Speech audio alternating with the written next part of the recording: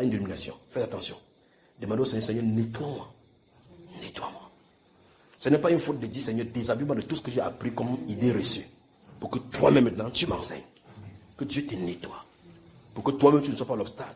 Donc, comme le frère André dit, dans cette vision que j'ai racontée, il y a une portion qui le concerne. Quand c'est comme ça, il va regarder, Seigneur, tu vas montrer à ton serviteur telle chose et j'étais dans tel endroit. Père, je prie, Père, que je ne sois pas. Sinon, tu dois être surpris un jour que la chose André s'accomplit sur toi. Tu dis, c'est moi qui fais ça. Et quand ça commence à s'accomplir, tu ne peux pas arrêter. Donc, quand ça n'a pas commencé, tu peux arrêter. Tu peux annuler. Seigneur, que je trouve grâce et miséricorde devant tes yeux. Que je ne sois pas un obstacle pour les frères. Que je ne sois pas un obstacle pour toi, ô Père. Oh Seigneur, que je ne sois pas un obstacle pour ton œuvre. Prie, Père, je prie que ça change. Jusqu'à ce que Dieu te montre que ça a changé. Claire, mon frère.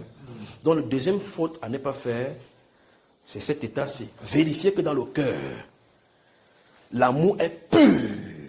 L'amour est vrai pour le Seigneur et pour les frères. Et pour les êtres humains. Je vais dire êtres humains en général. Si la condition est réussie, le Saint-Esprit est disponible pour toi. Parce que le Saint-Esprit fonctionne dans un cœur d'amour. C'est de telle sorte que si le frère me fait quelque chose, si le frère m'a fait quelque chose, ça c'est un problème humain. Je ne laisserai pas l'interaction humaine interagir dans les choses de Dieu.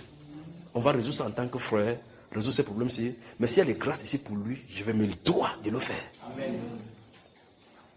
Et dans ce boulevard-ci, le boulevard pour empêcher Satan d'injecter son venin dans le cœur rempli d'amour, le boulevard, c'est la disposition du cœur à pardonner.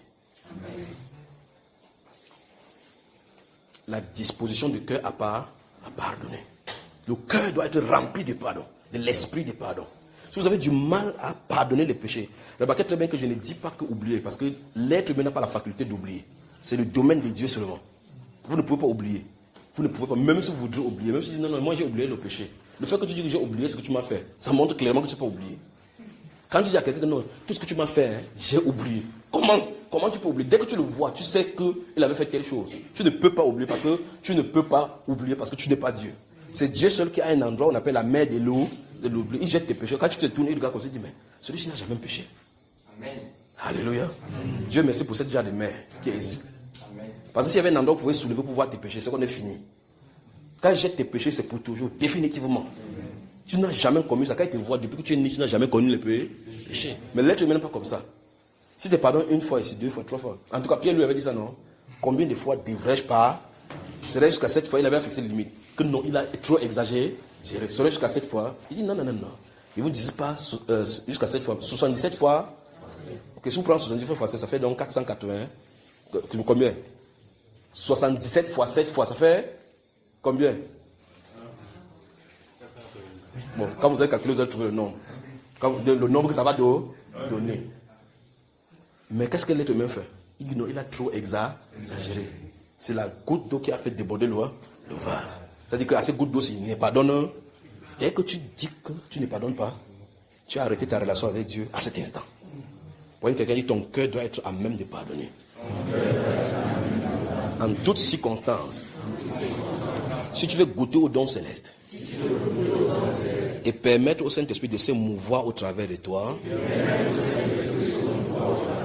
garde-toi de garder les gens dans le cœur. Quel que soit ce que quelqu'un te fait, tu es obligé de pardonner. Parce que ta vie en dépend. C'est ce qu'il a dit dans Matthieu chapitre 6, verset 14 et 15 en disant, pardonne-nous nos offenses comme nous pardonnons aussi à ceux qui nous ont offensés. Et au chapitre 11 de Marc, il a dit, mais si vous êtes debout faisant votre prière, vous vous souvenez, vous avez quelque chose que quelqu'un fait, laissez d'abord l'offrande. Donc la prière n'est pas importante. Le règlement de conflit est important par rapport à l'offrande que tu dois donner. Pardon. Et si vous ne pardonnez pas, votre Père ne vous pardonnera pas non plus. Donc si vous remarquez que vous fermez quelqu'un dans votre cœur, Dieu ferme son cœur pour vous. Vous avez compris, frère? Troisième point.